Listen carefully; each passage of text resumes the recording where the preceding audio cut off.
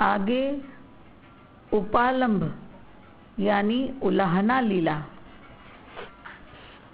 ब्रजेश्वरी दधि मंथन कर रही है। उस दधि मंथन की ध्वनि में अपनी कटी किंकिणी एवं पद नुपुरों का स्वर मिलाकर नीलमणि नृत्य कर रहे हैं। आकाश पथ से सुरगण सुरबालाएं नीलमणि को निहार कर आनंद से बेसुध हो जा रही है। गोष्ठ से दुग्ध कलश लाने वाले गोप दूध के कलशों को यथास्थान पर रख नहीं पा रहे।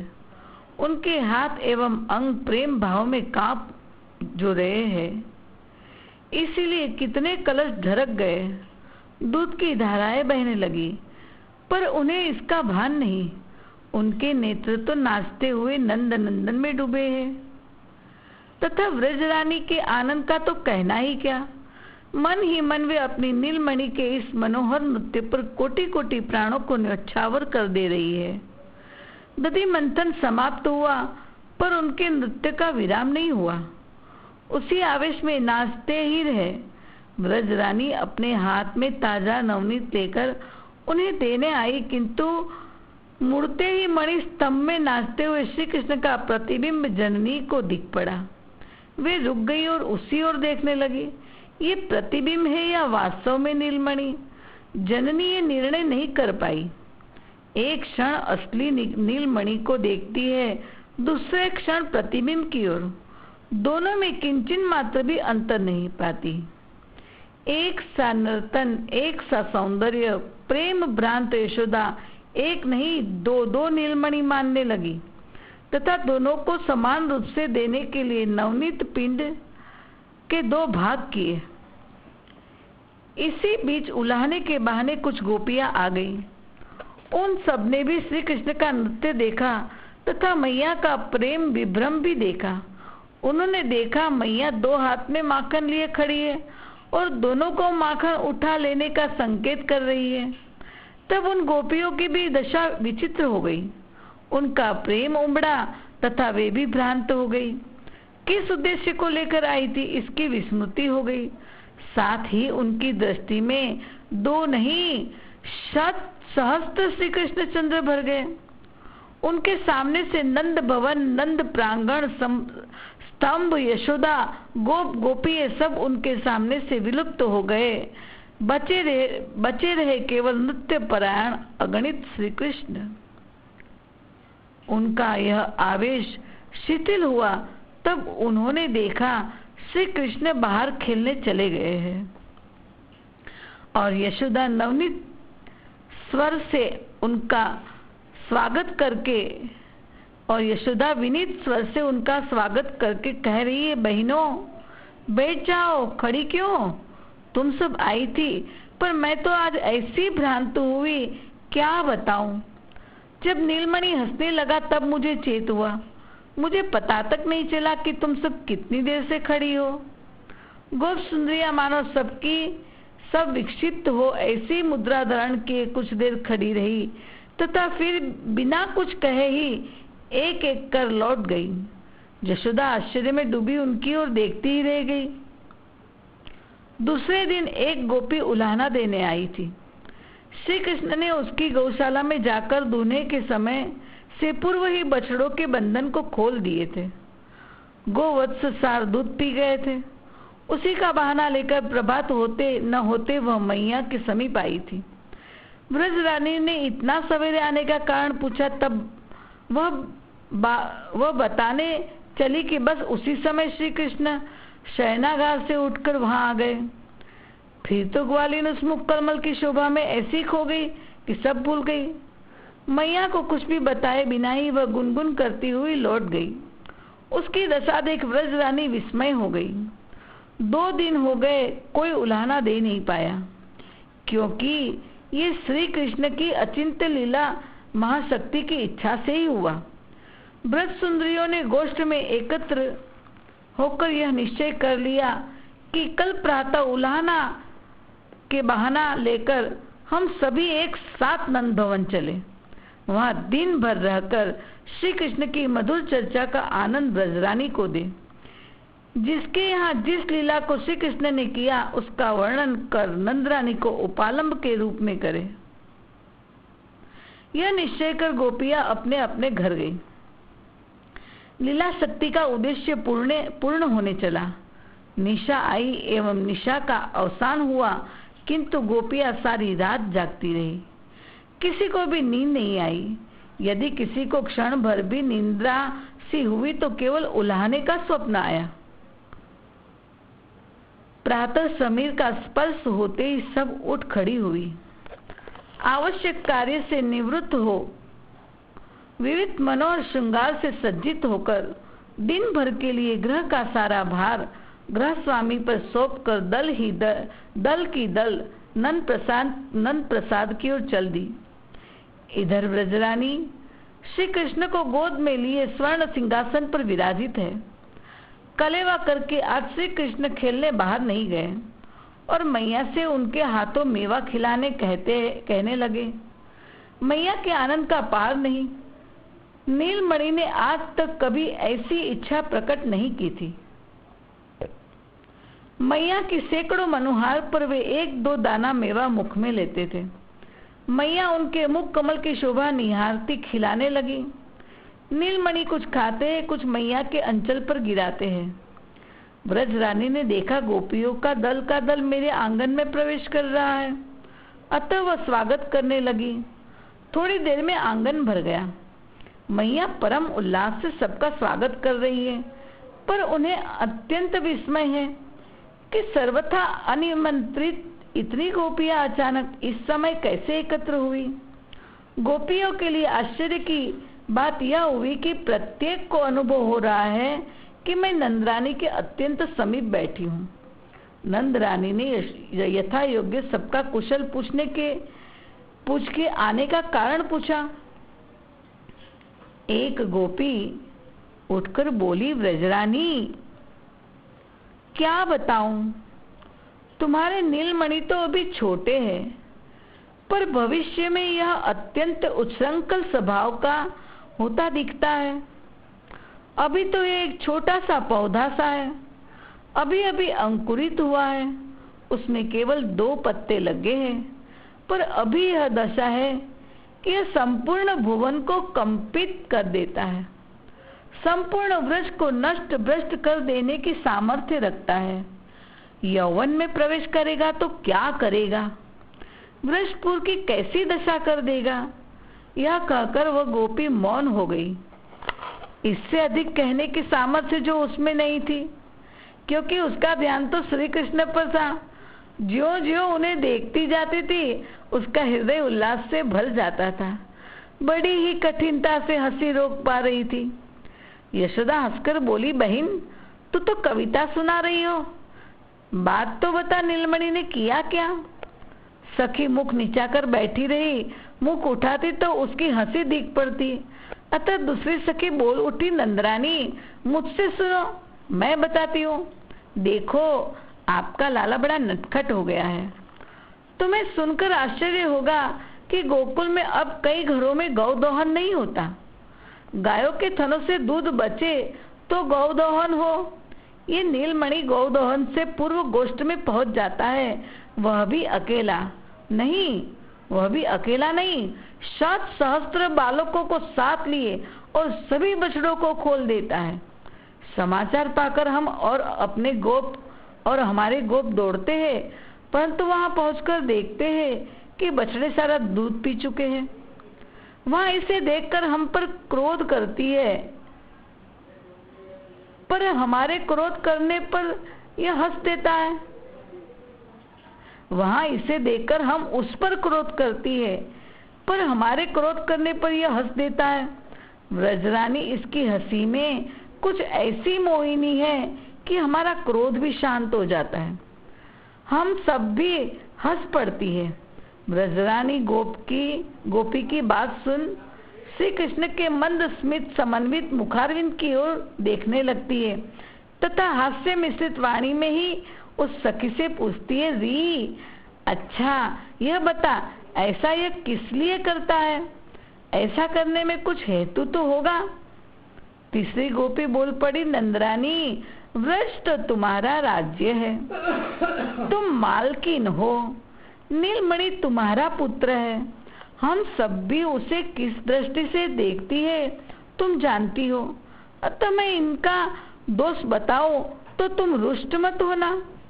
देखो, ये हमारे घर में सुस्वादु नवनीत दुग्ध दही आदि अपहरण कर खाने के लिए ही ऐसा करता है। स्वाभाविक ही हम सब बछड़ों के लिए गोष्ठ में रुक जाती है, हमारा घर शून्य हो जाता है। उस समय नीलमणि हमारे घर में प्रवेश कर दही दुग्ध आदि जो भी मिले उसको लेकर सखा संग भोजन करता है। मैया क्षमा करना, नीलमणि वस्तु अपहरण करने की अनेकों युक्ति जानता है। सर्वथा अदृष्ट पूर्व यानी पहले न देखा, अश्रुत पूर्व यानी पहले न सुना, अपहरण कला का प्रकाश कर यह हमारे घर मनमानी करता है। चौर्य कला का तो ये आचार्य बन गया है। मैया विनोद के भाव में हंसती हुई बोली, बहन तू है कृपणा, तूने मेरे लाला को स्वयं जब नहीं दिया होगा तो शिशु स्वभाव इसने तेरे घर छिप कर खा लिया होगा। यह सुनते ही कई गोपियां एक साथ बोल उठी, मैया मैया, जब भी कभी नीलमणि हमारे द्वार पर जाता है हम सब न जाने कितना आग्रह करती है कि मेरे लाल किंचित नवनीत तो खा ले, पर उस समय तो यह कहता है कि री क्या मेरे घर माखन नहीं जो तेरे घर खाऊं। मैया, यह है कि प्रकट में दी हुई वस्तु इसे नहीं भाती, इसे तो छिप कर लेना आता है। मैया यह सुनकर खिलखिलाकर हंस पड़ी और श्री कृष्ण के कपोल पर घन घन चुंबन करने लगी। श्री कृष्ण ने तिरछी नजर से गोपियों की ओर देखा और फिर मैया की ओर देखा, मानो दोनों के हृदय को परख रहे हैं किन पर क्या प्रभाव पड़ा। मैया पर पड़ा प्रभाव तो देखा, जो चुंबन से नहला दिया। मैया बोली, बहनों, नीलमणि जैसा मेरा है वैसे ही तुम्हारा है।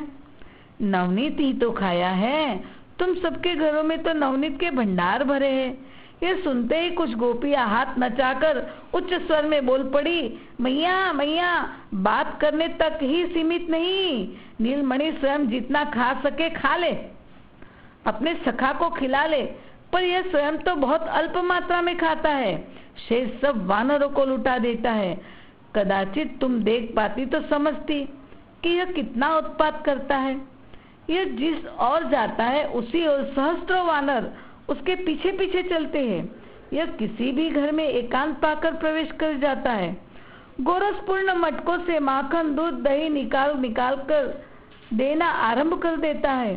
वानर शिशु है या प्रौढ़, इस और इसका ध्यान नहीं, यह तो सबको समान भाव से देता है। तथा जब खाते खाते वानर अघा जाते हैं तब यह कहता है, भैयाओ देखो, इस गोपी के घर के माखन दही दूध स्वादु नहीं, वानर भी नहीं खा रहे, यह तो फूरी है, यह माखन बिलोना नहीं जानती, इसे दही जमाना नहीं आता, ऐसे स्वाद रहित माखन दही से क्या प्रयोजन। तथा यह कहकर घर में जितने भी नवनीत दही दूध के भांड दिखे सब फोड़ देता है। हमारी ददिया सास के समय के बड़े यत्नों से रक्षित हुए बर्तन फोड़ देता है, दही दूध की धारा बह चलती है।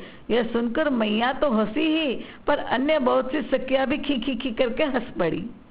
इन्हें ये पता नहीं कि श्री कृष्ण ही श्री राम थे और राम रावण युद्ध में वानर सेना को कोई परिश्रम का फल नहीं दिया था, सो आज उनके परिश्रम का फल वेतन माखन दही दूध दे रहे हैं। उनके ऋण से उऋण तो हो सकूंगा नहीं, उन्होंने किया वो करना उऋण होना है। मेरी पत्नी खोई, उनकी खोए मैं मिलवाने मदद करूं तब उऋण होगा। सब बड़ी देर तक वानरों की बात पर हंसती रही। मैया अपनी हंसी रोक बोली, री तब तो छिपाकर नवनीत आदि क्यों नहीं रखती। गोपिया बोली, वह भी करके देख लिया, इसका परिणाम तो और भी भयंकर हुआ। हमने घर के अंतर भाग में रखकर द्वार बंद कर दिए थे। पर नीलमणि को जब घर में कोई वस्तु नहीं मिली कि जो यह नष्ट कर सके, फिर तो यह इतना क्रोधित हुआ कि क्या बताऊं। हमसे कहने लगा, री ठहर जा, कल से मैं एक जलता हुआ अंगारा लेता आऊंगा। जहाँ दही दूध माखन आदि कुछ भी नहीं पाऊंगा, उस घर में वह अंगारा रख दूंगा, घर ही भस्म हो जाएगा। जिस घर में मेरे लिए कुछ नहीं, उसे तो ध्वंस ही हो जाना चाहिए। उस घर के बालकों को ऐसी मार मारूंगा, ऐसी मार मारूंगा कि तुम भी याद रखोगी। इस प्रकार कहकर प्रमाण के रूप में झूले में झूलने वाले गोपी के बच्चों को चकोरी काट कर रुलाकर भाग गया। मैया तब से हम सब इससे डरकर अवश्य इसके लिए कुछ न कुछ बाहर रख देती है। यह आता है, हंसकर कुछ खा लेता है, कुछ फेंक देता है। एक जवान गोपी बोली, मैया एक दिन किसी ने इसे कह दिया, रे नंदनंदन तू तो चोर है, बस कहना था कि तुम्हारे इस चंचल नीलमणि के अरुण पंकज नेत्रों में रोष भर गया।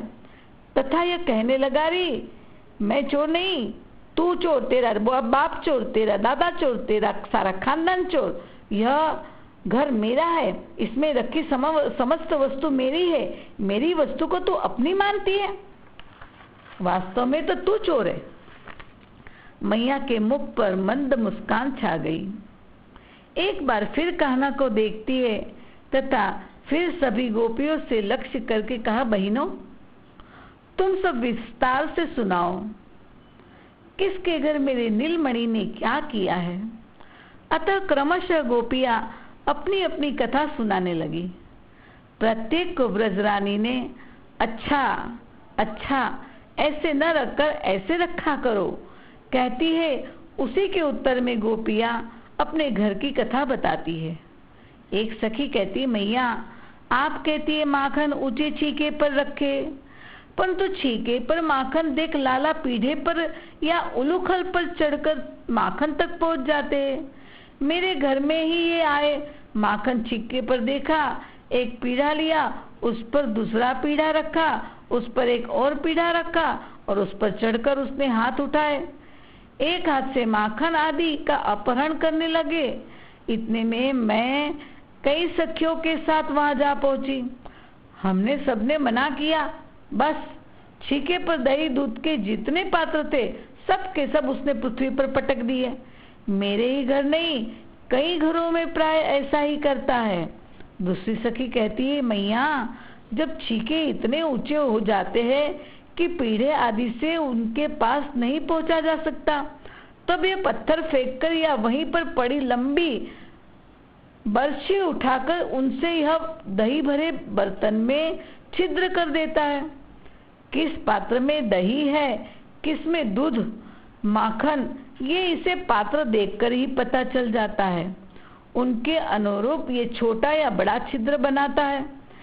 इस कला में भी ये प्रवीण है। छिद्र करके अपना एवं सखाओं का मुख उसके नीचे कर लेता है। मेरे और अन्य गोपी के घर इसने ऐसा ही किया है। तीसरी सखी बोली, मैया मेरे घर की सुनो, ऊंचे छीके पर मैंने दूध का भांड रख दिया था तथा भांड से सटाकर 1 घंटा उसी छीके में बांध दिया था।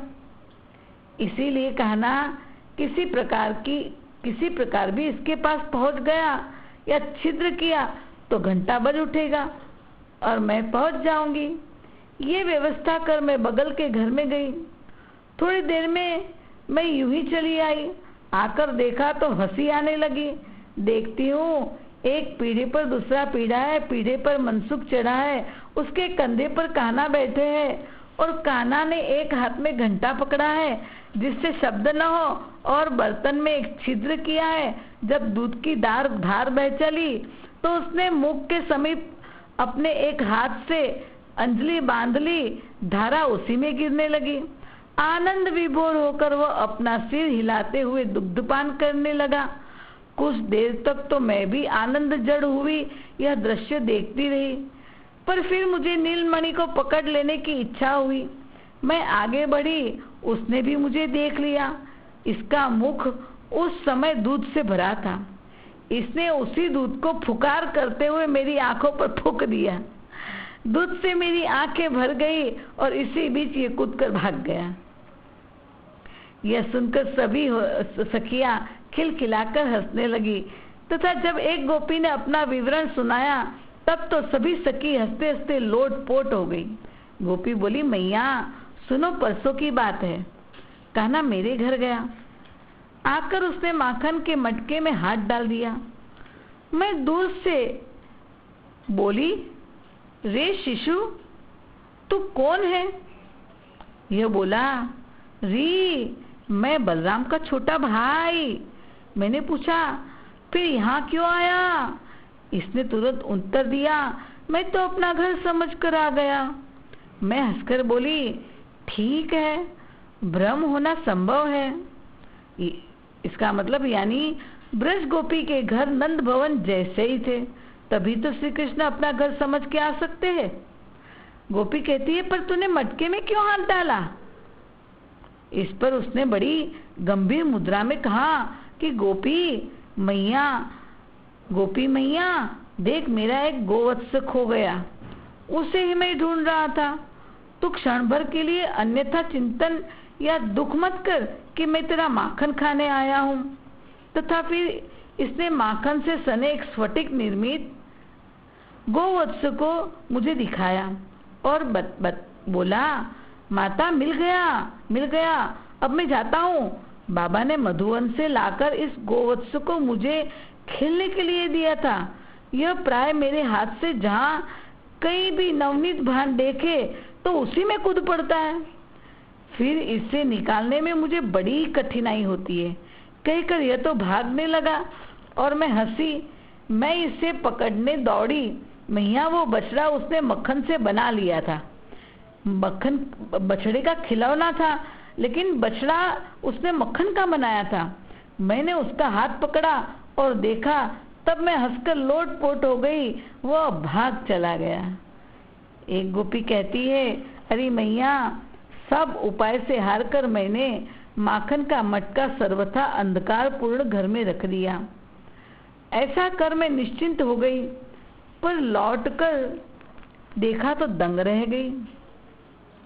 नीलमणि उस कमरे में खड़ा माखन खा रहा था। उसके श्यामल अंगों को विभूषित करने वाले मणि आभूषण के प्रकाश से कमरा जगमग जगमग कर रहा था। एक नव तरुणी चटपट बोल पड़ी, बावरी, तू तो मणि आभूषणों के तेज की बात करती है। अरे, इनका अंग ही प्रदीप है। जहाँ यह जाता है वहीं एक श्याम ज्योत भर जाती है। उस ज्योति के आलोक में घन अंधकार में बड़ी गुप्त सुरक्षित रखी हुई नवनीत आदि सभी वस्तुओं को यह पा लेता है, बाहर निकाल आता है। एक सखी कहती, मैया, प्रथम तो इसके मुख का स्मित, इसकी अमृत श्रवणी मधुर स्वर लहरी, अंग संचालन, अंग लावण्य आदि ही ऐसे है कि इसे देखते ही हम सब मोहित हो जाती है, उन्मादिनी आसक्त हो जाती है। इससे हमारे सामने ही हमारी वस्तु को ले जाता है, हम बोल नहीं पाती। इसके अतिरिक्त हमारे घर के बालकों को भी इसने अपना साथी बना रखा है। वे इसके गुप्तचर का काम करते हैं। ठीक जिस समय हम सब गृह कार्यों में अत्यंत व्यग्र हो रहेगी, इसे इसकी सूचना हमारे ही पुत्रों के द्वारा ही मिल जाती है, जिससे यहाँ वहाँ उत्पात मचा लेता है। एक अत्यंत सरला गोपी ने कहा, यशोदे, देव पूजा के लिए मैंने भूमि का प्रक्षालन मार्जन किया था। सुंदर चौक पूरे थे, भोग धराए थे। यह आया, पूजा से पूर्व ही भोग उठाकर खाने लगा। मेरे पूछने पर बोला, री, देवता तो मैं हूँ, मेरी पूजा किया कर। मैं चिढ़कर इसे पकड़ने लगी, पर अकेली थी। इसने सखाओं से कहा, भैयाओ, मेरा निरादर करके यह पूजा करने चली है। इसकी यज्ञ वेदी तो भ्रष्ट करने योग्य है, मूत्र त्यागने योग्य है। बस इसके सखा संकेत पाकर कुछ तो अपवित्र धूली पत्ते फेंककर, कुछ मूत्र त्याग कर, सब कुछ अशुद्ध करके भाग गए। तनिक इसकी ओर देखो तो सही, इसके भीतर चोरी की न जाने कितनी कलाएं छिपी है। चोरी के उपायों से व्यापार चलाने में ये कितना निपुण है, पर यहाँ तुम्हारे सामने ऐसी मुद्रा में बैठा है मानो सर्वदा साधुभाव परम शांत शिशु हो। गोपियों की 3 मनोकामना थी। प्रभु की लीला शक्ति ने ये तीनों मनोरथ पूर्ण किए। यशोदा के कृष्ण की चंचल लीला सुनाकर पहला मनोरथ था गोपियों का कि यशोदा को कृष्ण की चंचल लीला सुनाकर आनंद सागर में डुबाना चाहती थी। सो यशोदा डूब गई। दूसरी मनोकामना थी स्वयं भी डूबना चाहती थी, सो वो भी डूबी। तीसरी मनोकामना थी श्री कृष्ण की नेत्रों में भय की रेखा की शोभा देखना चाहती थी। गोपियों ने देखा श्री कृष्ण के नयनों में भय के चिन्ह सुस्पष्ट हो रहे हैं। उन्हें भय हो रहा है कि मैया कहीं गोपियों की बातों से मुझे डांट न मारे, किंतु जननी के नेत्रों से रोम रोम से आनंद का निर्झर झर रहा है। मुख पर उल्लास भर आया है। प्रसन्नता से वे कुछ कहना चाहती है, पर सुखातिरेक से कंठ अवरुद्ध हो रहा है। ताड़ना की तो बात दूर, कहना को स्नेह से उपालम भी इसके लिए वे दे, यह कल्पना भी उनके मन में उदय नहीं हुई। गोपियां भी मैया का यह भाव श्री कृष्ण की भय मुद्रा देख परमानंद के प्रवाह में बह चली। श्री कृष्ण ने जब अपनी मैया की प्रसन्न मुद्रा देखी, तब उन्हें साहस हो आया। फिर तो गोपियों के संबंध में उन्होंने भी अपनी मैया को बहुत सी बातें बताई। मैं इनके घर क्यों जाता हूँ, वहाँ क्या करता हूँ, किस प्रकार वे मुझे अपने सुख का साधन बनाती है, मुझसे साड़ी धुलवाती है, पाट यहाँ से वहाँ रखवाती है, मटकी उठवाती है, पैर दबवाती है, वगैरह वगैरह, द्वार बंद कर गले लगाती है। ये सब श्री कृष्ण ने मैया को बताया। उनकी सुमधुर वाणी में यह वर्णन सुन मैया तथा गोपियां आनंद उन्माद के कारण कुछ देर के लिए वास्तव में सुध-बुध खो बैठी। सबका बाह्य ज्ञान लुप्त हो गया। जब चेतना आई तब देखा मध्याह्न का सूर्य ढल रहा है। उन गोपियों के पति उन्हें भोजन के लिए बुलाने आए थे। ब्रजेश्वर भी भोजन की प्रतीक्षा कर रहे थे, पर लाला की कथा सुन वे भी सुध-बुध भूले खड़े थे। मैया बोली, सब यही भोजन पाना। मैंने सखियों को आते देख भोजन बनाने की आज्ञा दे दी थी। प्रथम ब्रजेश्वर को तथा गोपों को भोजन कराया, फिर गोपियों की पंक्ति बैठी। श्री कृष्ण दाऊ ने भी अपनी माता की गोद में बैठकर भोजन किया। भोजन का ऐसा सुख व्रज गोपियों ने अब तक कभी अनुभव नहीं किया था। बड़ी देर तक मैया रसालाप करती रही, फिर गोपियों के भाल पर मंगल तिलक किया और विदा किया।